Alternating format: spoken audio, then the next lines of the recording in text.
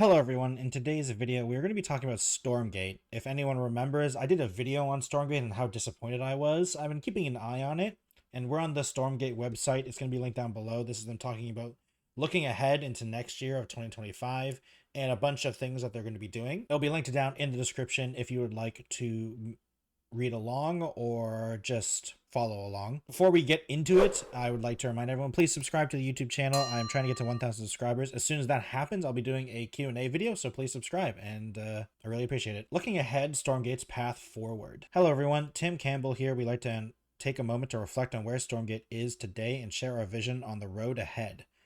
Those of you who have been following our journey already know that the last few months have been incredibly challenging for us. Though they've also been deeply enlightening. I hope so, because even though I haven't made tons of videos on it, I have been keeping an eye on it, and it made me really nervous about the game. But it seems like they finally understood what they're going towards, at least. We know that our early access launch didn't meet your expectations or ours. We felt pressure to get our game into players' hands, but doing so before the game could make a positive first impression was the wrong move. I agree, that was definitely the wrong move. Key areas of the game needed significantly more time to develop and be released far too early. That is a mistake on us, and we regret it. Yes, I was saying this during my original video as well, but they released way too early. Or maybe I didn't say it during the video, but it did feel like they just released simply too early. It's too early of an early access launch. There was just so many things that just needed way more time, and arguably almost a year. Probably a year more. But yeah, like if it was just like a closed test and stuff like that, I think it would have been more reasonable, but a full public early access launch, it was way too soon. While this was a tough lesson we've taken to heart going forward, we need to give things more time to cook. Unfortunately, there's no save and reload in real life, and ever since we kicked off early access, we've been working hard to figure out the best path forward. Today, our team remains committed to delivering a Stormgate experience worthy of your time and passion. We believe that despite the rocky start, we can still achieve something great. And honestly, I agree with them that they still can do something good. For me personally, I think the two main ones is the campaign and the 1v1 and co-op. Like those three modes are probably going to be, I think, should be the main focus. And I don't know, we'll see though. Refocusing and reshaping. We are moving forward as a learner, more focused team. Our top development priorities are now crystal clear. The campaign versus 1v1 play, our moment-to-moment RTS gameplay, followed immediately by our Team Mayhem mode. Oh, really? So co-op is not looked into? Those are not your main concerns? I don't know if I agree, but Team Mayhem definitely is like I feel like they're trying to get the Team Mayhem mode out because it's their unique aspect to Stormgate. Everything else is pretty standard in terms of RTS games. We need to get the foundational modes polished as a precursor to adding more innovation. These core experiences are where we're dedicating the bulk of our effort, and we believe these modes have the potential to truly shine after we dedicated more time to them. Other features like the map editor and expanded co-op content are still part of our long-term planning, but they won't take priority until we've gone further along with the other key modes. We know many of you really want to get started making maps and building mods and new game modes, but we need to be smart about how to allocate our limited resources and focusing on the core game experience first and foremost. I agree. I don't know really the Team Mayhem mode, and if they truly believe in it, I guess I'll just have to trust them a little bit. But I really do think the campaign and versus should be the 100% focus, and the campaign needs to be a focus, because the Chapter 0 and Chapter 1 was probably one of the worst RTS campaigns I've ever played. And it disappointed me so much that I decided to make an extensive video on it. That's how sad it made me. So, like, they need to do something about that. And in the 1v1 mode, I haven't played the 1v mode in a long time because of the third race they added, the Celestials, because I simply do not agree with the fact that they have a mobile main base. It might be interesting in high tiers, but as a lower tier player, it's incredibly confusing, and I don't like it. So honestly, for me, I'm honestly kind of going to be probably a campaign-only player because of how poorly I do not like that race.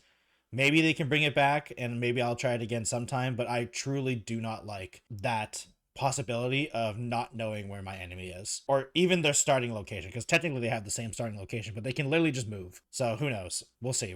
We've updated our roadmap accordingly. You can see the new version below, but as always, remember that development plans may evolve, and continue to listen to your feedback. Okay, So their new roadmap coming soon, fully customizable hotkeys. The stars are prioritized by community feedback. Fully customizable must wait. I thought all hotkeys were fully customizable. I guess they're not then. Replay switch version. I don't know what that means. Pause functionality outside of campaign. Okay. Versus improved range indicators. That makes sense. Match start countdown. Yeah, that's something that definitely needs to be added. Post game flow improvements. Yeah. Creep cramp improvements. Yeah, honestly, another part of the versus mode, the reason I stopped kind of being into it is I really didn't enjoy the creeps. They just felt kind of weird and not really important. Or they're like in lower tiers, they basically, at least where I was playing, in like the low tiers, no one used them. And as soon as I got slightly better, when people did use them, I guess got dominated. So it's like one of those things where it's like either players are not touching them at all, or it's so important that you can't ignore it. Okay, so next up, campaign. Major overhaul. Yeah, that needs to exist. New campaign hub level. That's cool. I would really like that. Hero leveling and customizable abilities. That's good. That would also get more attachment to the heroes. More hero glow ups. Yeah, the heroes don't look very good. Improved subsystems, items, journals, and cutscenes. Yes, that definitely needs it. Improved campaign dialogue. I mean, the dialogue is terrible. Mid mission save and load. Oh, I didn't even realize you couldn't do that. Interesting. Versus updated economy and game pace and major map updates. Yeah, I've seen some people talk about it. I think a lot of people think the maps in Stormgate are too big and it doesn't incentivize people to actually attack each other, which is probably a big problem, I would say.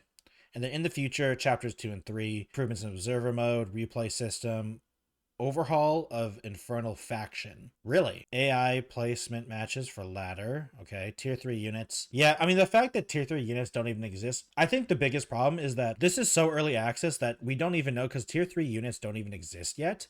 And it's just so early that, like, they're redesigning, apparently they're overhauling the entire Infernal Faction.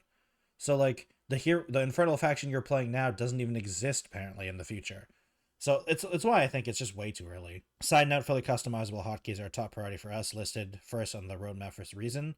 We agree that those of you have let us know that they're long overdue, and our team will breathe a collective sigh of relief once they're finally in the game. Okay. Facing challenges and finding support. We've seen concerns expressed about the future of Stormgate as an independent studio. We do have limited resources. We are able to share some good news. Bytecraft, one of our investors who helped launch Frost Giant Studios, is leading an additional funding round to support our journey. Oh, that's nice. The continued investment means the world to us and will help us enable to deliver a solid 1.0 release. Okay. Which we're tentatively aiming for the second half of next year. So 2025, mid 2025. Wait, so in the future is like less than 7 months? Jeez, okay. I wish they had some sort of dates, but again, that kind of locks them into it. Yeah, I don't, because like it feels weird. I feel like the 1.0 has to happen before they remake the entire faction, right? So that's probably true. We want to be very clear, any potential launch date is not set in stone as a lot can change. Yeah, that's cool. Of course. To those playing and waiting, I'm definitely in the waiting category. We also understand that many of you are holding off until our official launch before diving into Stormgate. Time is our most precious resource. You have to choose between a wealth of great games out there, spending time with friends and family, or just catching up on much needed sleep. That's true. We are incredibly grateful to all y'all who have played Stormgate during early access, and we eagerly look forward to welcoming those who have decided to wait until the game is 1.0. We respect those decisions. We'll be here when you're ready. For those who are playing, your feedback has been valuable. Every suggestion, critique, and bug report has helped us on the shape Stormgate into the game we all want it to be. Your passion fuels our work, and we're listening. All feedback is a gift, and we're grateful to have yours. I mean, the problem is my feedback for at least the 1v1 side is I really don't like the Celestial like not having a main base, and it's kind of like their whole identity. So like you can't change that. And so it's one of those things where I just feel like 1v1 for me is not happening. And if I want to play a 1v1 RTS, I'll go to a different game. And that's why I was so interested in the campaign and co-op. And to be fair, the 3v3 does, from what they've described it slightly, it does sound slightly interesting. So I might be playing that too, and hopefully that doesn't have the weird thing, but we'll see. Evolving Stormgate's visual identity. We're pleased to share that we've also been making exciting strides on the visual front. Our new art director has jumped in with fresh ideas to elevate the look and feel of the core factions. We have some units that needed extra care. We're giving them the love they deserve. Units like the Brute, Hedgehog, Fiend, and Lancer are getting updates to better contribute to strengthening faction identity and making our game more memorable and fun. Okay, that's good. Early concepts Alan has shared with the team since he hit the ground running have been inspiring, and we're eager to hear your thoughts. To give you a sneak peek, Alan and Chris have prepared a short video. Okay, we're not going to watch this video, but we are going to look for... Yeah, so this is the new brute, or the concept art of the new... Oh, okay. Does the pause function not work? Okay, the pause function does not work. So that's the new brute. That looks good. The brute... I think the problem is that all the units in Stormgate right now look very generically... They're like generic demons and generic humans in space. The Celestials do kind of have their own unique thing to it, so I kind of like the Celestials. But the Infernals do have kind of a problem of a generic, what's it called? A generic demon thing. And my biggest problem with the human faction, the Vanguard, is that they're supposed to be some scrap, like, it's supposed to be like an end of the world scenario, and all their stuff is pristine.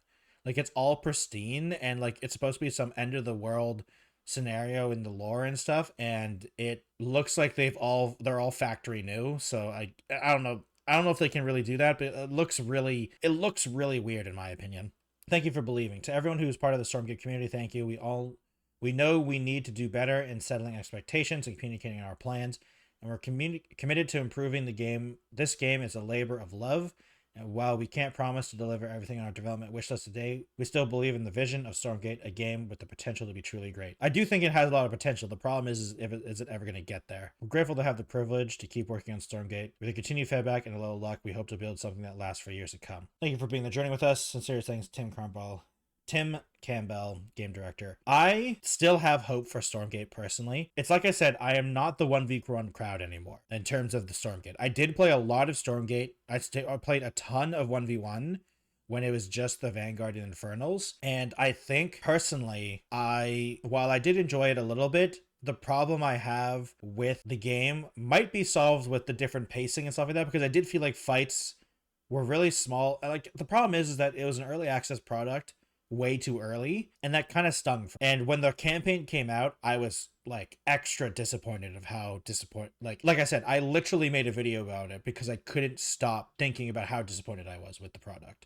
So hopefully they can bring it back. I've said it in before and in comments and stuff like that, I still do believe that they can make it better, but until I see something better, I'm gonna take it with a grain of salt, because I haven't seen anything I haven't seen enough to convince me that it is going to survive, unfortunately. But I will be there if they do say that, hey, we fixed this and we've overhauled the chapter 0 and 1 and it's much better, and I will play that. I will play to see for myself.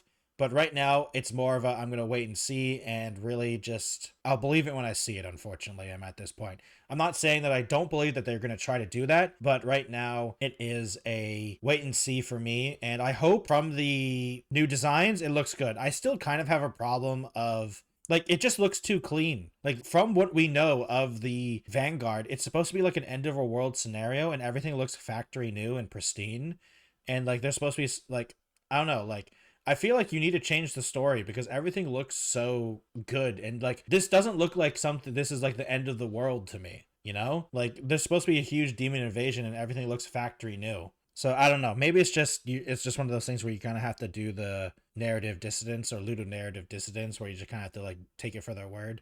But we'll see, I guess.